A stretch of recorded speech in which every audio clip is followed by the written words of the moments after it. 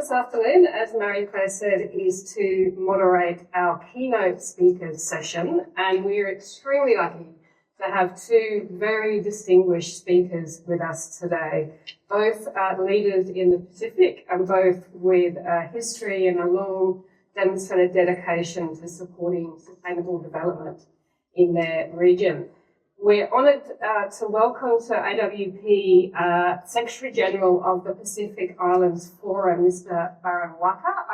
I wanted to ask, but I didn't have a chance, whether this is the first time we've had a former head of state at an AWP meeting, so that's a huge honour. So thank you, sir, for joining us today.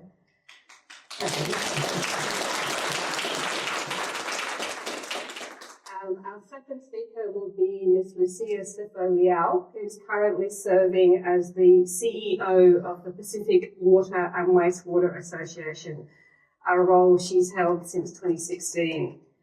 So, as mentioned, following the two keynotes, we'll open it up for questions, and I know there's lots of questions in the room, so anticipating a lively discussion. Just before we do that, just a couple of words from me. I think that the presence of our two dignitaries here today really highlights the importance and the growing recognition of the importance of the water sector in the Pacific, both nationally and regionally. We know that water is a global challenge. We've been talking about that for the last 2 days, but there are a really unique set of challenges in the Pacific, which I know we'll hear about. And of course, those challenges are being compounded by the impacts of climate change, which are creating intense stresses on water security.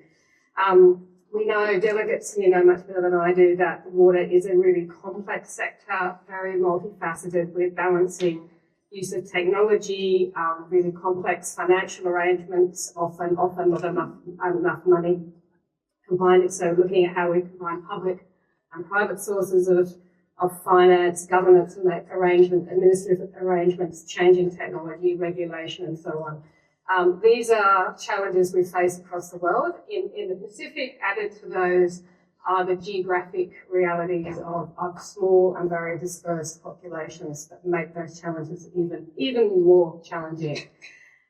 Challenges that Australia has grappled with in a very different geographic context for a number of years, but as we heard from our Victorian government counterparts this morning, Australia is recognised internationally as a source of expertise in the water sector, and the reason I mention that is because that's all of you here today, and as you're listening to the keynotes, what I'd ask you to do is really think about how we can best channel that expertise through the Australian Water Partnership to meet and support Pacific leadership in addressing some of the challenges that we'll hear about. So I'll now turn to our two keynote speakers. First of all, Mr Baron Waqa. Baron Waqa has a distinguished career as a Pacific leader, serving as President of Nauru from 2013 to 2019. Also Chair of the Pacific Islands Forum from 2018 to 2019, Chair of the Alliance of Small Island States from 2013 to 15, and Chair of the Pacific Small Island Developing States from 2013 to 2019. And no doubt I've not mentioned a whole lot of other important things too, but thank you, sir. The floor is yours.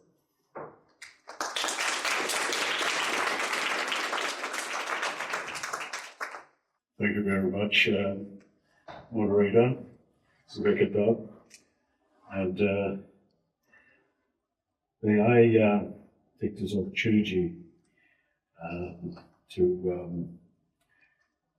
take and acknowledge the traditional owners of this land on which we meet today, and I would also like to pay my respect to elders past, present,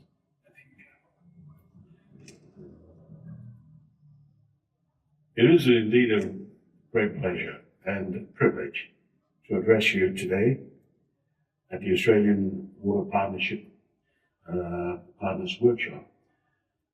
I extend my gratitude to the Australian Water Partnership and the Department of Foreign Affairs and Trade for this invitation and for your steadfast commitment to water security and climate resilience across our Pacific region. We come together at a propitious time for Australia, and I wish to congratulate the Australian people on a successful federal election. And I offer warm congratulations from the Pacific Islands Forum Secretariat on a successful federal election. I congratulate from our Secretary of the Pacific to the Prime Minister Anthony Albanese on his resounding victory and re-election as Prime Minister of Australia. I look forward to his continued leadership in the important joint work and effort of the Pacific Island Forum to advance our shared Blue Pacific vision for peace, harmony, security, social inclusion, and prosperity that ensures all Pacific Islands people can lead free, healthy, and productive lives. The theme of this year's workshop, Collective Action on Water and Climate, resonates deeply with the Pacific Islands Forum's vision for the 2050 Blue Pacific Continent strategy.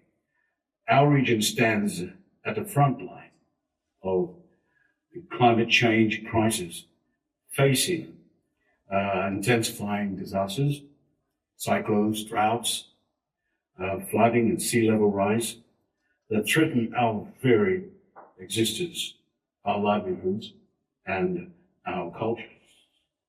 The 2050 strategy for the Blue Pacific Continent endorsed by our leaders in 2022. In our collective response to these existential threats, it is a call for proactive, culturally grounded, and united action to address climate change and disaster impacts. The strategy recognizes that water security is not just a development issue. It is a matter of survival, human rights, and dignity for our people. Our region's vulnerability are further exacerbated by the impact of climate change, and many of our communities already face acute water scarcity and contamination issues. As Pacific Island countries continue to bear disproportionate costs for adaptation and resilience, so will our continued effort to speak with one voice on the global stage, advocate for climate justice, increased climate finance, and urgent action for the world's major emitters. Water security is a cornerstone of our resilience agenda. The Pacific Islands Forum, together with key partners such as the Pacific Community, SPC, has prioritized regional collaboration to strengthen hydrological services, improve data collection, and enhance forecasting and disaster preparedness. Central to our regional approach is the Pacific Resilience Partnership, the PRP, established to drive the implementation of the framework for resilient development in the Pacific. The PRP brings together Pacific governments, civil society, the private sector, the development partners under a single inclusive mechanism to coordinate and elevate Pacific priorities. Within the PRP, the Water Security Technical Working Group plays a pivotal role. This technical working group has developed a 5-year water security engagement strategy designed to foster multi-sectoral collaboration, strengthen engagement, and drive collective action on water security as a critical component of resilience. This strategy is not just a document, it is a living framework for advocacy, knowledge sharing, and partnership aimed at ensuring that every Pacific Islander has access to clean, safe water, sanitation, and hygiene services. Recent data from the Asian Development Bank 2020 Asian Water Development Outlook reveals that the Pacific region holds a concerning national water security score of 45.4 rather, an indicator that urgently calls for strengthening water governance, investment, and coordination. This score is among the lowest across all assessed regions and reflects deep structural challenges in sustainable water management. Further analysis of this assessment should enable us to design targeted interventions that respond directly to our unique vulnerabilities and needs. For this, we will need the support and cooperation of our trusted partners, like the AWP. We must also emphasize a strong correlation between water security, insecurity, and broader social indicators, particularly the crisis of non-communicable diseases, NCDs, limited access to water, sanitation and hygiene, and critical health outcomes such as infant mortality and life expectancies. The reality is that without safe water and sanitation, the health of Pacific people, especially women, children, and vulnerable groups, will continue to deteriorate. Investments in water security, therefore, are not only environmental or infrastructure decisions, but vital to public health and social development. The Pacific Water and Wastewater Ministerial Forum has emerged as a crucial political platform for advancing water security across the region. It provides an opportunity for aligning national commitments with regional priorities, as expressed through the forum leaders. Importantly, the Water Ministerial Forum reinforces that water security is an integral part of our regional peace and security architecture, as articulated in the Boy Declaration on Regional Security Action Plan.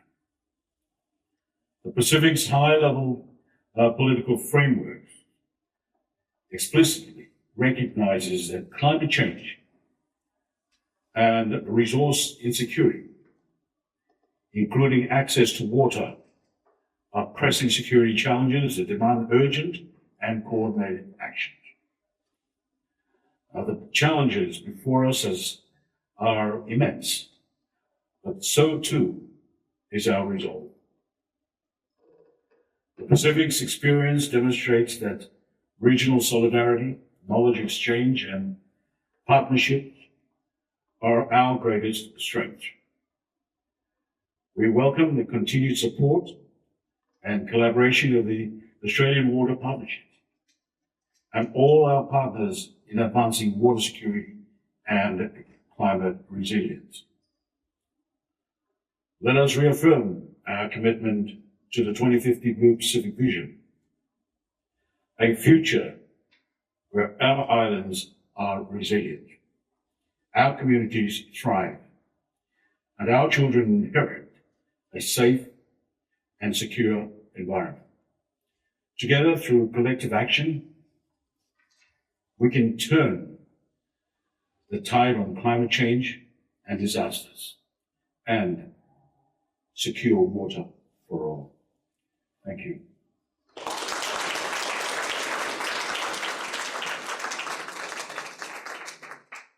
Thank you very much, Secretary General. And I'd like to ask Lucia to come to the stage. I believe Lucia had some slides also. Lucia has also held a number of senior leadership roles in government, including as the CEO for the Ministry for Revenue, Deputy CEO of the Ministry of Finance, Deputy Secretary for the Ministry of the Prime Minister of Cabinet. And in addition to her current role as CEO of the Pacific Water and Wastewater Association, Lucia is currently the chairperson of the Community Development Sector Steering Committee for the Samoa Ministry of Women, Community and Social Development, a role she's held for the last 3 years. Lucia, welcome to the stage.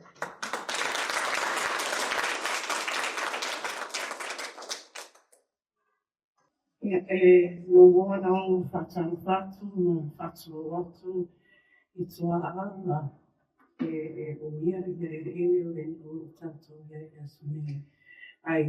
in Samoa, I always pay respects to the owners of this land and the elders, past, present, and future.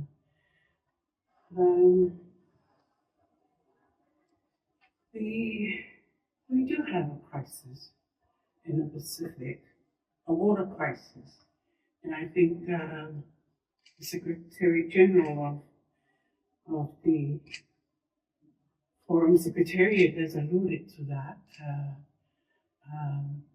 kindly. I think the word is we are at a crisis. And I'm just going to talk about what that crisis means and our journey as an association to advancing water and sanitation access to leaders and about the Pacific Water Ministers rising to the challenge.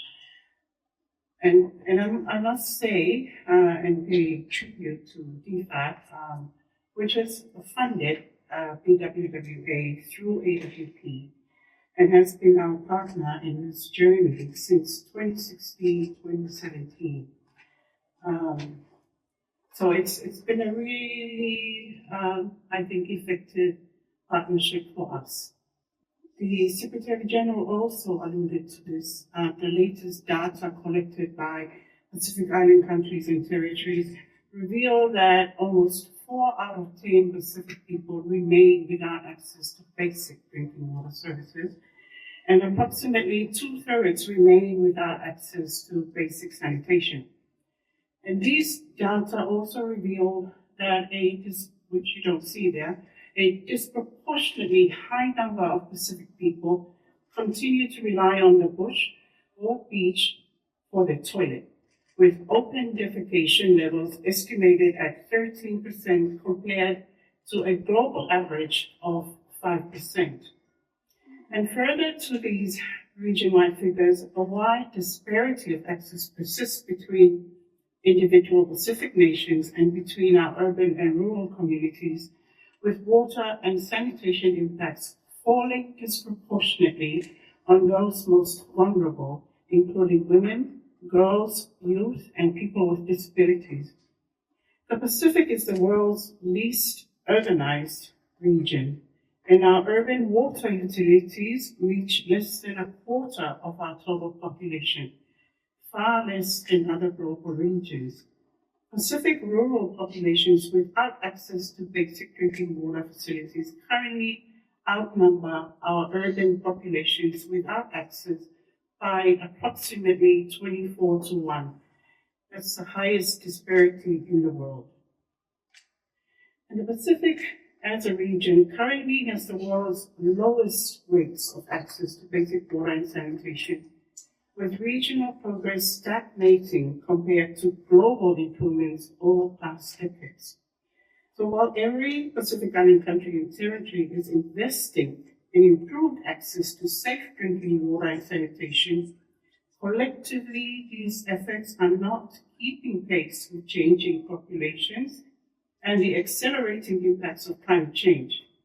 And if current trajectories persist, I think millions of Pacific Islanders will continue to endure water and sanitation insecurity for generations to come, with profound implications for public health, social, economic development, food and energy security, climate and disaster resilience, and gender and human rights outcomes.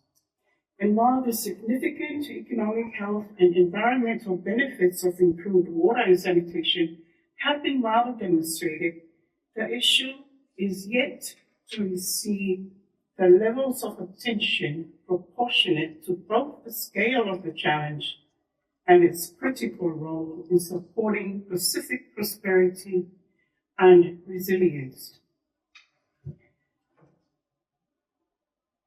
The WWA, which was established in 1984 as a voluntary association, is utility-based, with a primary focus of its members on utility performance in serving their mandated population with access to water and sanitation.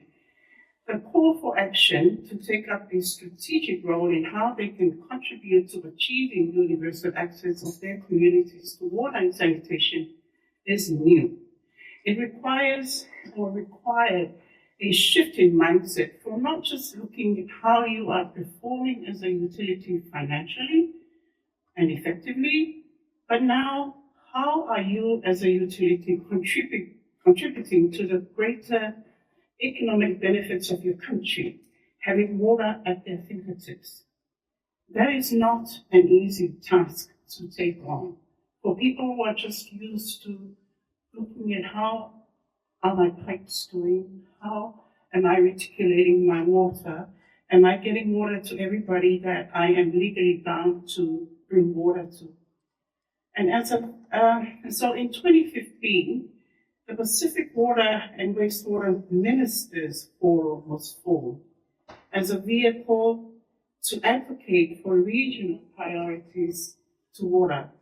And with the involvement of water ministers who have a more strategic and political outlook on their constituency, their responsibility as leaders of the country, universal access or the achievement of SDG 6 became a focus, especially when faced with data like you have just seen. As the sole provider of water in most of the Pacific countries, leaders look upon the utilities as the responsible agents for change, and yet this clashes with the mandates of some of the utilities as state-owned enterprises that should be operating according to set financial parameters. So they are faced with a dilemma of why aren't you allowing us to have higher tariffs so that we're able to recover the costs from our investment?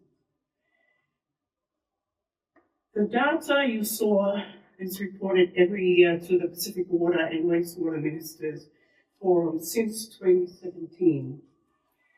There are now countries that have responded proactively to achieving SDG 6 through their long-term investment plans. Having universal access requires a long-term view, and for most, 2030 is not achievable. Countries like Solomon Islands, for example, Fiji, and Tonga have taken a long-term strategic approach to tackling their access issues.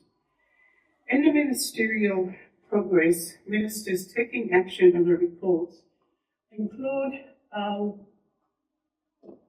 having a good look at the benchmarking report that we table with them, as well as the JFP report on universal access, and seriously questioning, why is my country like that? Why is my country having only 23% access to water? And of course, the utilities get the brunt of their anger with that, with the figures that they're faced with. And 5 years to 2022, post-COVID, we had the ministerial meeting in 2019 in Vanuatu. And I'm really happy to say that the then Minister of Pacific Development accepted my invitation for him to come to deliver, to say the prayer for water, and in the forum, and also to to deliver a keynote address. So I'm really happy that that was done, and we had issued an invitation annually for the Pacific Development Minister to attend the BWWM every year. So post-COVID in 2022, I think the BWWM matured and pushed for a stronger voice in the international water arena, in particular the UN Water Conference that was held last year. And thank you to the Minister for Water of Fiji at the time, who was chairing the BWWM. He really pushed for that to happen, and we had a virtual side event to the UN Water Conference in 2022. At the 7th Pacific Water Ministers meeting in Leau, that identified the need to amplify the voice of the forum and strengthen its relevance to regional decision-making mechanism and framework.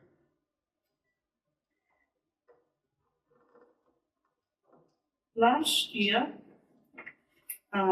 ministers were very serious and said, and said that we will need to pursue avenues for defining what we are about as a water ministers forum. What is exactly is our terms of reference, and what do we want? How do we elevate, our voices in the Pacific and internationally for water security for the region? This year presents an opportunity for the ministers to consider and endorse progress of opportunities that will strengthen their voice through the Forum Island Leaders Meeting that the Forum Secretariat will be hosting in the Solomons a week after the Pacific Water Ministers Forum.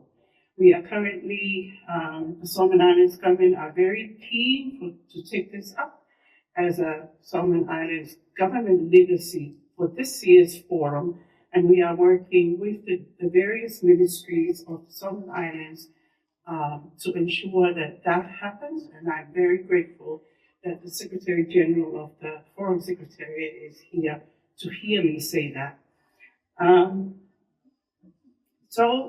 Ladies and gentlemen, I go back to my question. Is it keeping leaders awake, this water crisis? I don't know. I think most of us are in very privileged, positions that we do not see what most of our populations face when it comes to no water. And no means to go to the toilet discreetly. So we do not feel that, and therefore, we'll sleep at night. We'll sleep good at night. And that's a problem for the rest of the world, or for the rest of the population who don't. And if some people say, and if people have been used to that since the beginning of time, why should it change? But as leaders, I think we do have a responsibility collectively and individually in our own countries to do something about it. Thank you, ladies and gentlemen.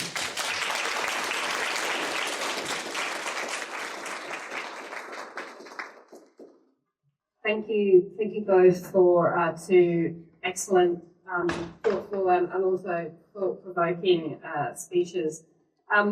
Just a couple of takeaways from those speeches. First, I was really struck in both your interventions by both the scale of the challenge here. You mentioned, Lucia, some of the most, some of the worst, frankly, water indicators in the world being present in the Pacific, and challenges across all aspects of the water sector. But I was also struck by the scale of commitment and the vehicles that you have in place, both at the political level. SG, you mentioned the 2050 strategy, the Pacific Blue Continent, the Pacific Resilience Facility, the Boy Declaration, and then also at the sector level, PWWA. So you have sort of both sides, these sort of huge challenges, but also these emerging vehicles of commitment to address the challenges. The second takeaway for me is that real nexus between water and climate, which you both mentioned. We know that climate change is experienced through the water cycle, whether it's floods or droughts, water scarcity, contamination from rising sea levels. SG, you mentioned water security is the cornerstone of climate resilience. So I think as we move forward, we really need to start thinking about these two areas as very interlinked. My third takeaway was just that water touches on really all aspects of social and economic development. We heard about the links between WASH and health. They've been known for a long time and they're very real. But also the links with economic development and prosperity, and of course to the climate transition that we know that water is critical to the energy transition as well. So these are, as I say, huge challenges. You mentioned, SG, the role of knowledge exchange and partnership as being a way that Australia can support the Pacific in addressing some of these challenges, and I wanted to acknowledge that, and again, the kind of role of AWP in that. I'm now going to open the floor, but I'll just take privilege of moderating the session to ask the first question, and then I'll open it up, so please have your questions ready. So given the scale and the complexity of the challenges, it's obviously a long journey ahead of us in the water sector. Given where we are today in the Pacific, what do you see as the first steps in that journey, or the highest priority challenges from your perspective, and where might AWP be able to assist? SG, thank you. Thank you very much. Yes, as we know that providing water service to the whole of your nation, wherever you are in the Pacific, we have 18 member countries, and a lot of those have their own challenges in the water services. Now, how do we provide a more smarter service for these people? I think we need to not just build the water security and strengthening it, but we need to actually be aware of what specific challenges of each of these nations, these countries. Mm-hmm. Because I tell you, they're various countries have different challenges. A lot of them don't have reverse osmosis, RO units. They depend on deliveries into those villages.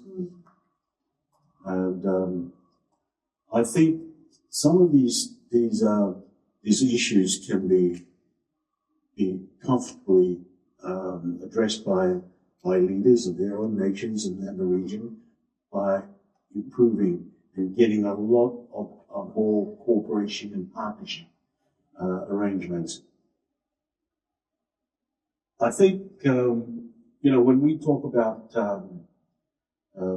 providing that service to the people, it's not just about providing the water tanks, but actually connecting the water tanks to the houses. If you haven't been to the Pacific, I've been to, I visited some of the islands, and they had just received some cooperation, water tanks from Australia. And one house probably would have 1 or 2 water tanks. And I said, why are those sitting there? He said, oh, they just delivered it and they haven't connected them to the house. This is how many years they're sitting there. So they depend on filling them up, so on and so forth. So, you need to have the local understanding of the situation. That particular island is not the same as the other one. The other one, they have RO unit. They deliver water by truck to the homes.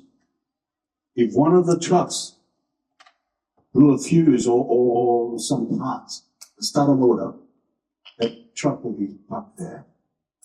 And then another truck will probably have a punctured tire, and then they start cannibalizing because they can't go to a super, an automotive spare part shop on the island. You have to order them. So there has to be some kind of cooperation. I believe that can be done. We can write up so many policies and things to direct us into the future, but to know the local situation is, better and smarter way of approaching. Okay. So even, I really take your point that Pacific is a unique context, but within the Pacific you're dealing with a lot of unique and very different differences that need to be. Yes.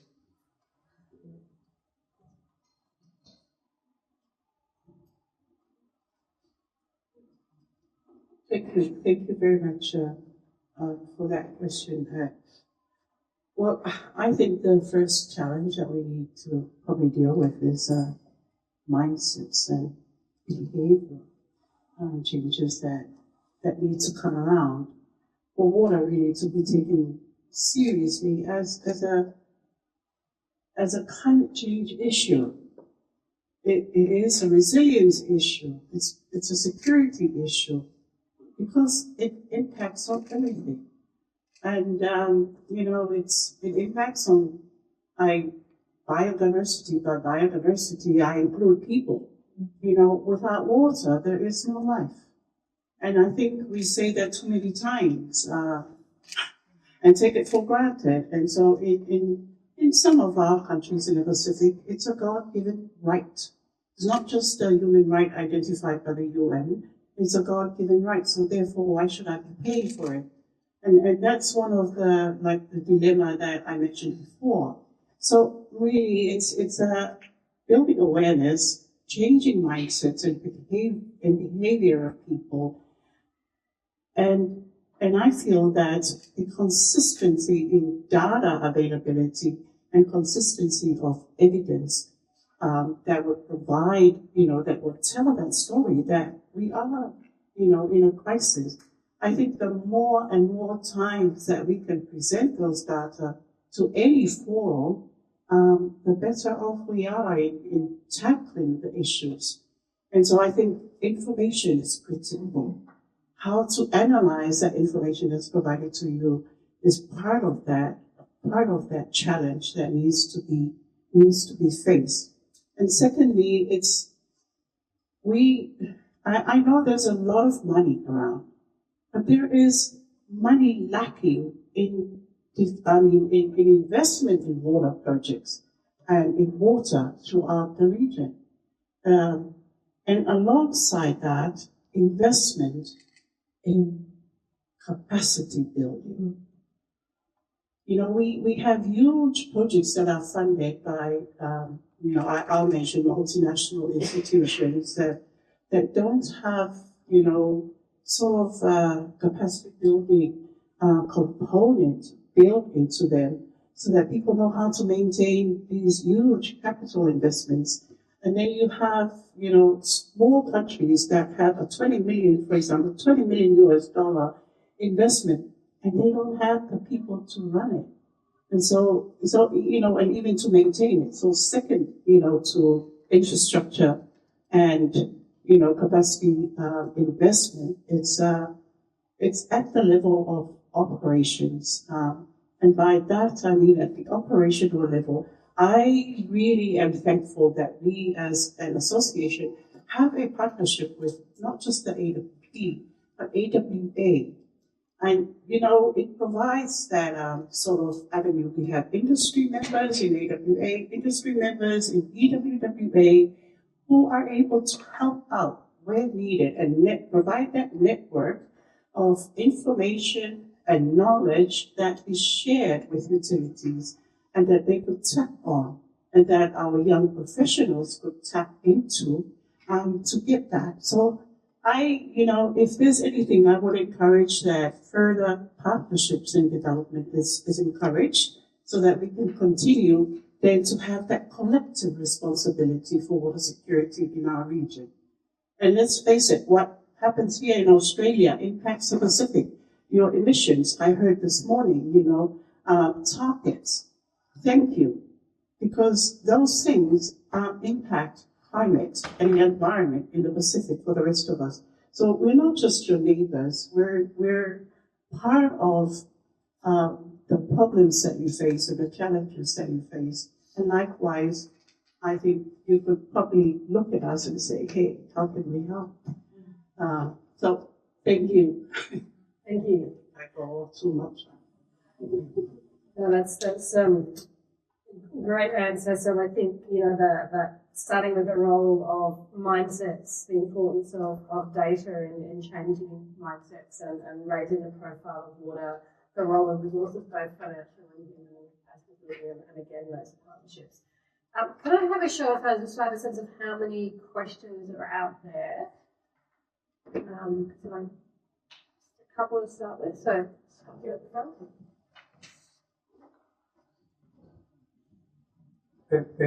Thank you for your presentation. I'm Faisal Kumaishwari from Western City University. And climate change will be impact quite a lot of Pacific people. My question is, how important is groundwater in your region? And because that can be part of supplying water. RO, I don't think they are sustainable in the longer term. There are issues with what you take out of water. And what are the issues and challenges you face? Because groundwater could be part of the solution.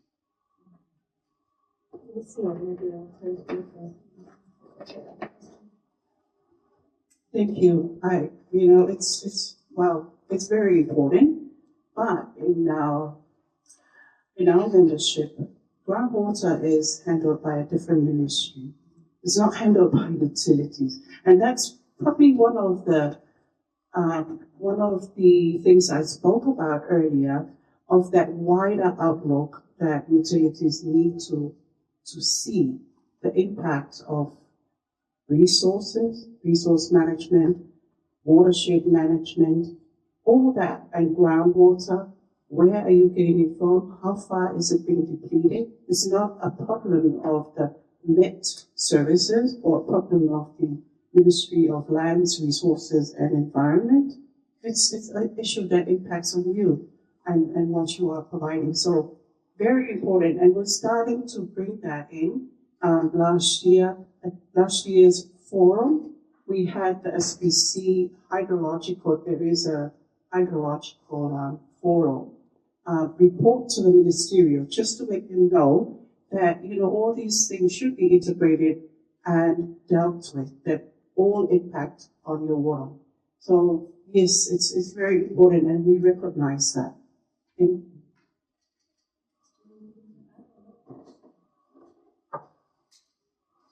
Thank you very much for that question. The islands in the region, the underground water is very, very important.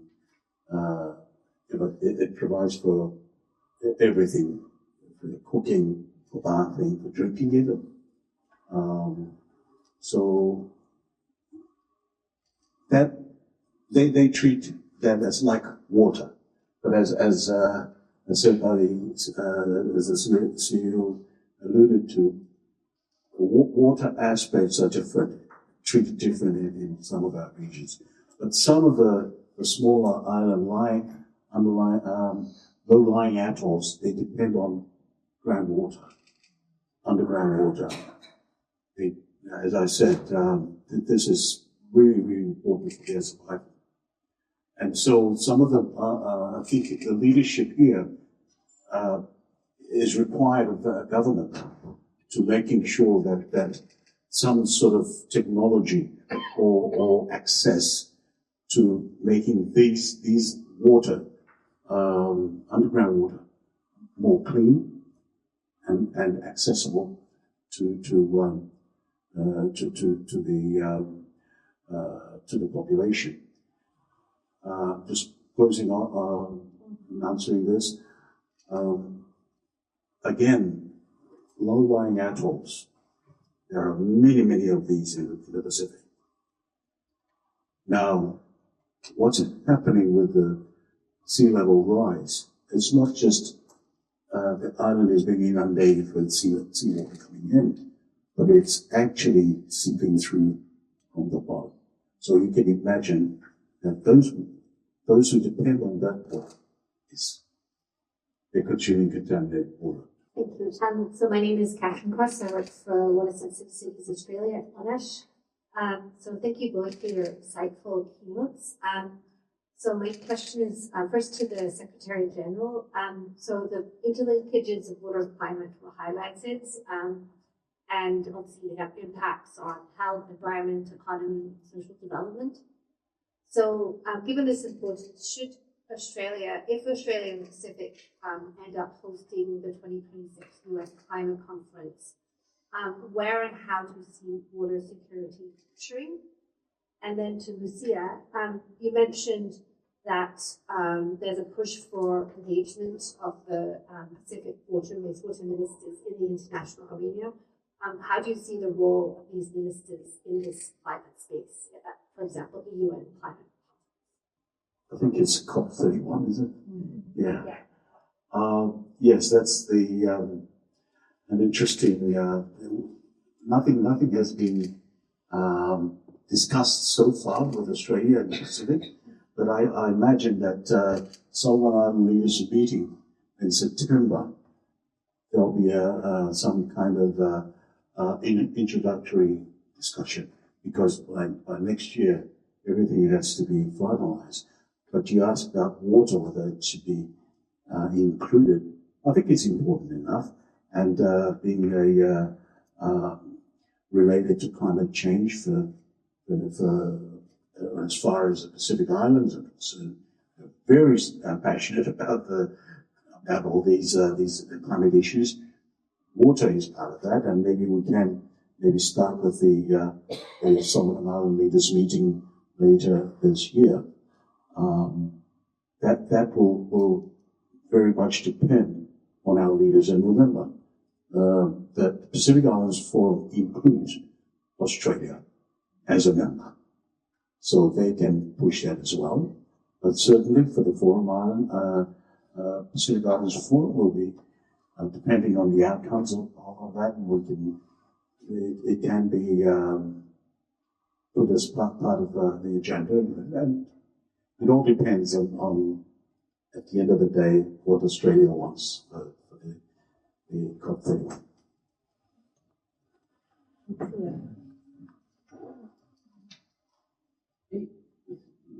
I know that first challenge of changing mindsets and behavior, it took us 10 years. The Ministerial Forum, Water Ministers Forum, it started in 2015. It's taken this long, so 2025, 10 years, for anything serious. For that mindset to change, and for ministers to recognize that water is everything.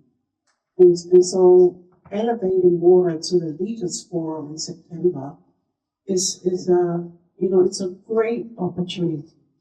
It's, I think, our first major step in water ministers taking this, water security as crucial, in everyday lives of the Pacific. So it doesn't, as always, behavior change and mindset changes takes time. And I think this is I'm really assured by the Secretary General being here, and also,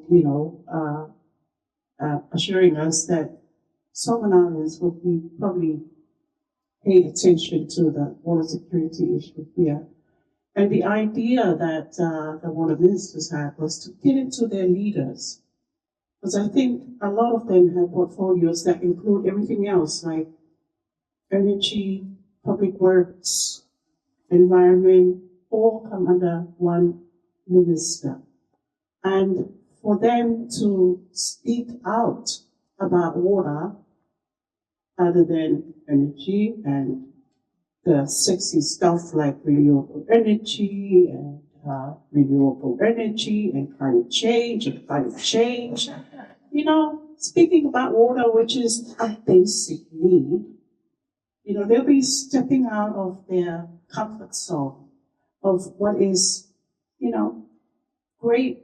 It's got environment. I mean, it's got global recognition. But water, getting your leaders to talk about water as a crisis is, I think this is a great step that they're taking and a great leap of faith that they took last year when we got them into a small room, huddled together and talk about water. You know, so this, to me, it's a major achievement for them to take on that responsibility. And I hope from then on, SPC and ourselves and the Forum Secretariat, if they're willing, will gang up together to make sure that they do their job year after year after year. Thank you. But as for the water conference, the UN Water Conference, we'll get there. At the moment, we work with existing organizations that, you know, are representing the Pacific and make sure that they say something about the Pacific issues in those international forums. We can't, as a secretariat of only 4 people, you know, really push for that. Pushing through the water ministers is enough. No, it's not enough, but, you know, for me, for us. Thank you. Thank you. Other questions? Thank you. Here at the front. Oh, I'm sorry, was there a question? Okay. Thank you for your presentations. It was great to hear firsthand some of the challenges that the Pacific is experiencing. On Climate Day, I work for the Climate Resilient Communities program. I've got a couple of questions just around private sector involvement in the water sector. So what is the role currently of private sector in service delivery and also in investment in new infrastructure? And I think there's a bit of a separation there between urban and rural as well. I think maybe the question's more related to urban. Thank you. Should we take a couple, actually, just we're at time? Perhaps we'll take 2 questions. Thank you. I also thank you for your presentations. It was really good to hear.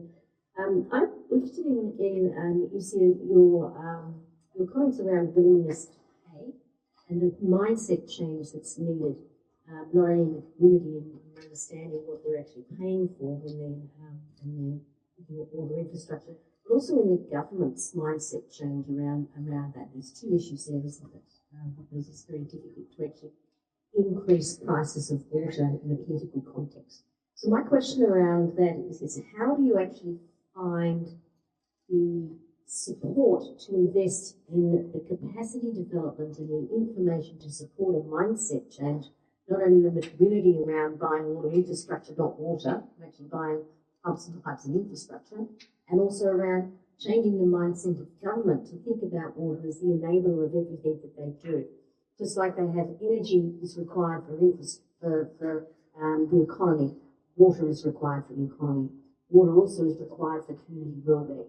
And it really drives everything that we do in our economy as well. So how do we in the context of your organisations and the countries in which you're involved in, elevate water from being that fuzzy thing that you talk over that here with water and sanitation to an absolute economic imperative in success of our nations and the well-being of our people?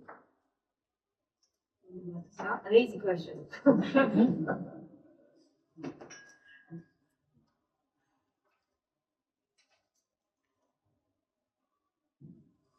Can I answer the private sector involvement in water services? It's very, very, it's in the Pacific, water services rest upon government, and that is the expectation. as CEO was saying earlier, that the government, everything defaults on the government, especially with services like these, power, fuel, and making sure these are readily available for people's access. But the private sector involvement in this is quite different in the Pacific. I haven't yet seen a real big investment as such, where a private company comes in and start building infrastructure for producing water, piping systems, and so on and so forth. But what I've seen and observed, and maybe CEO has more examples to provide, but I see the private involvement, private businesses and that are just around providing water, bottled water, producing those for to on sale to public, to hospitals, to other areas of need. They probably will be more active, as I see it, in those areas, rather than the bigger picture in providing reverse osmosis or desalination plants. But that's how I see it at the moment. But there are involvements. They do get involved, but for their own profit making in that area, bottled water. Yes. Maybe I'll. Yeah.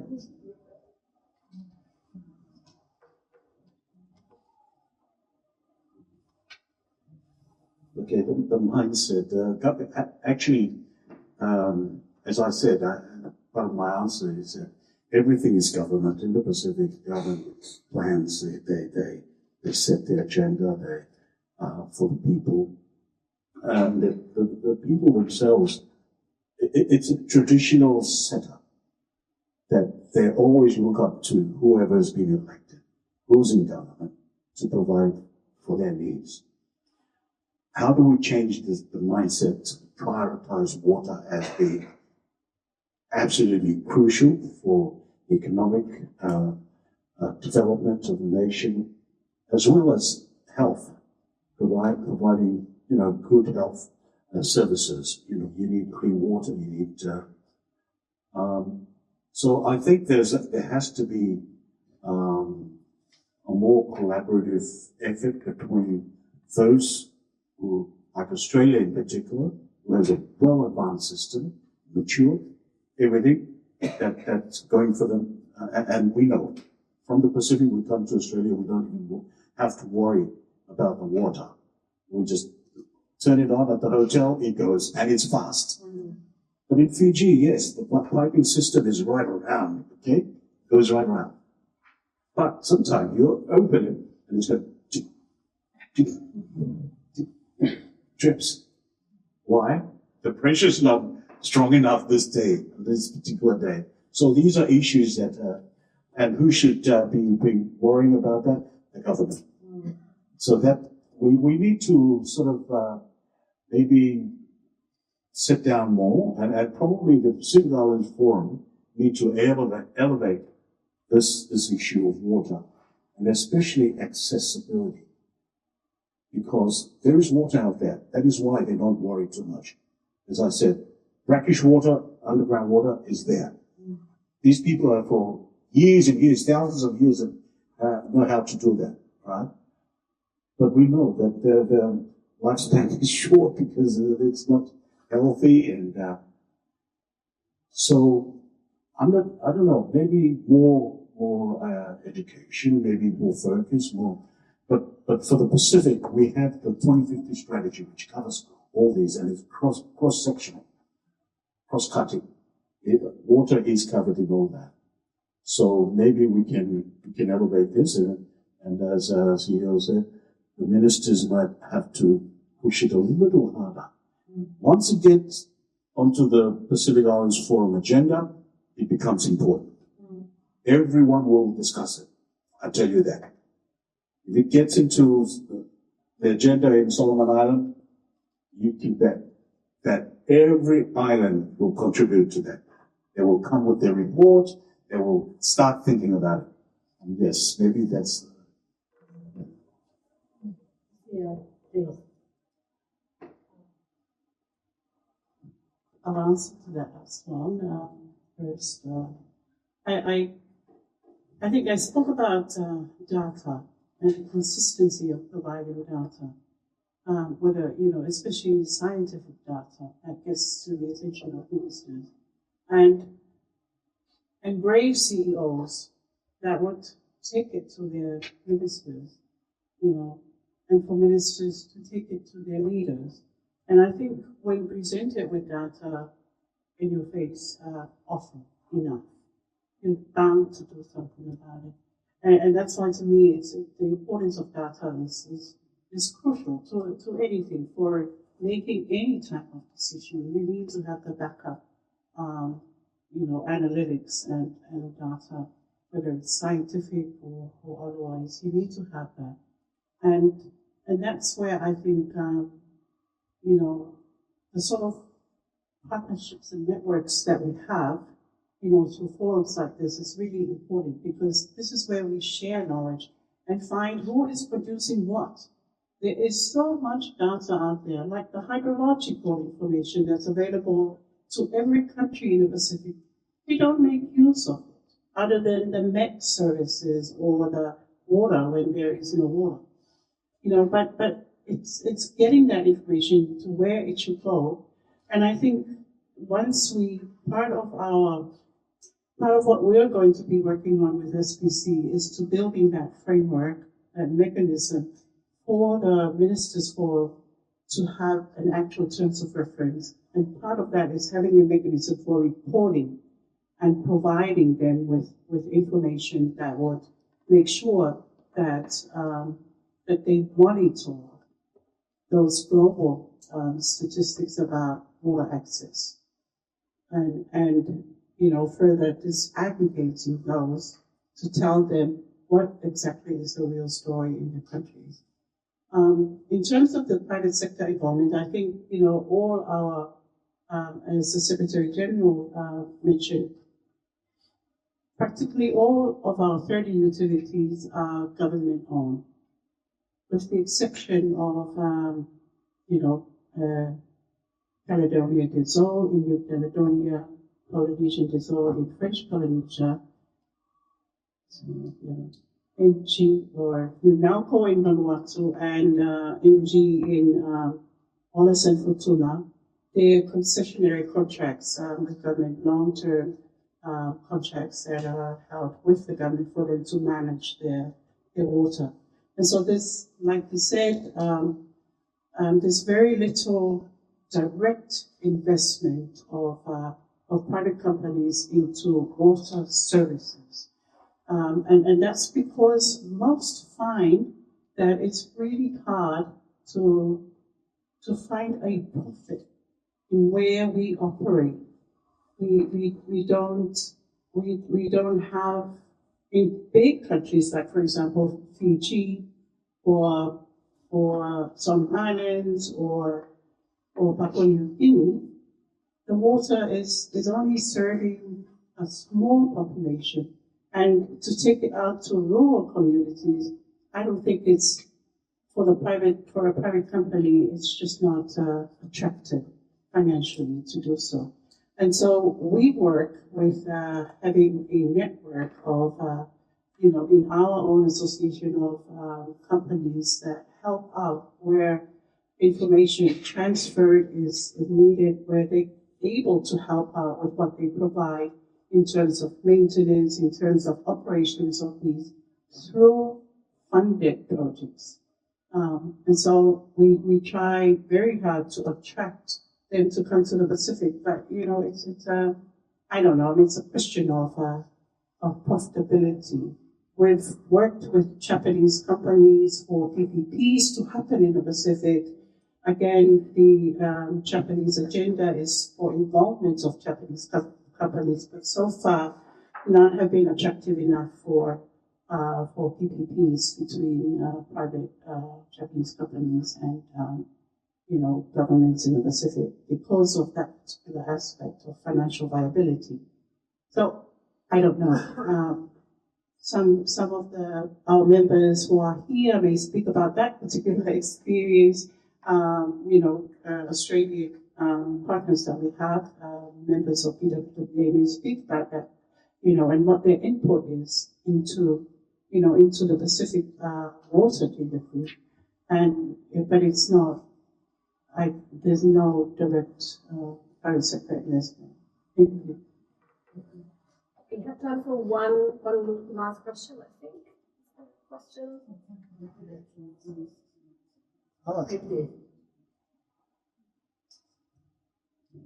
Hi, my name is Giri Katlan from the University of Melbourne. It's very interesting talk, and then also the title featuring more Pacific voices.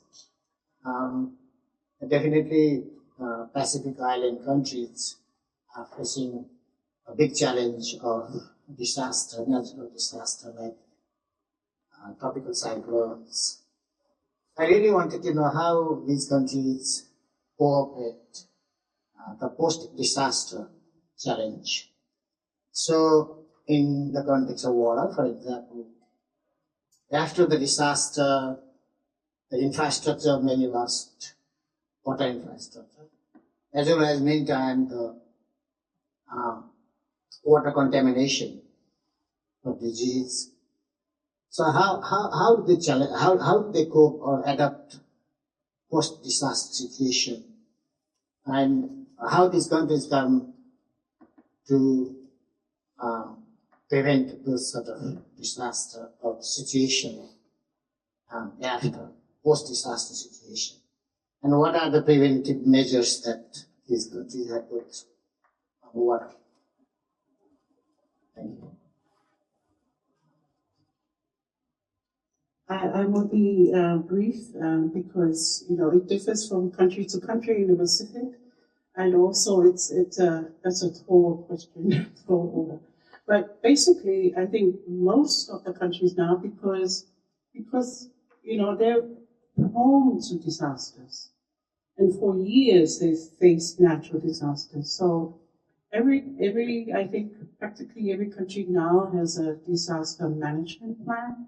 And all the utilities also have post-disaster management plans, water safety plans, and I think there's been a great help from our private sector members in helping our countries develop those. And so I'll just give you an example. Tonga, when it was faced with the blow up of the volcano. We immediately get in touch with them as an association to see where they would need any help, especially because it was a huge disaster, and whether they needed help with their water. And they were very, very quick in being able to manage it, and they were, other than a couple of generators needed, they were on top of the problem, and I think and that comes from I think most of our countries being very resilient to having the resilience to build back after disasters, and so they're prepared. They're well prepared for those disasters and have their disaster preparedness plans and water safety plans. Thank you.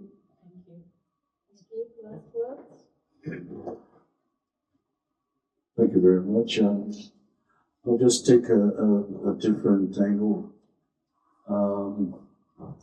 It is very difficult for governments, I'll say government, because when there's a tsunami or cyclone, that hits a small island or an island somewhere, wherever in the Pacific, that may be a huge challenge for the government.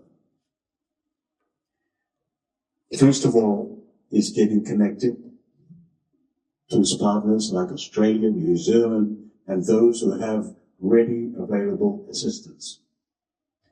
But in the meantime, they will have to do everything themselves. And water is one of the priorities. Now it becomes a priority.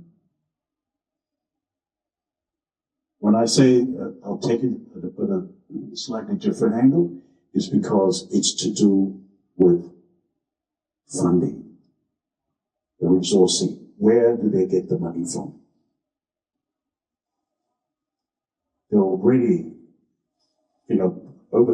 spending their normally their budget, their national budget. Where are they going to get the money from? Which projects now, or which subheads would they borrow from? So you see, it's very, very difficult, but those decisions will be eased by Australia flying, supplies over. And they have this humanitarian warehouse arrangement that is going to impact a great deal more positively on the lives of people. So that's another area that we need to think about. Of course, the people, they'll do anything. They'll try and survive. They've survived for some thousands of years. But it's the responsibility of the government for providing that clean water, readily available water to its people. Thank you. I think I'll wrap it up there. We're just about at time. So please join me in thanking our two presenters.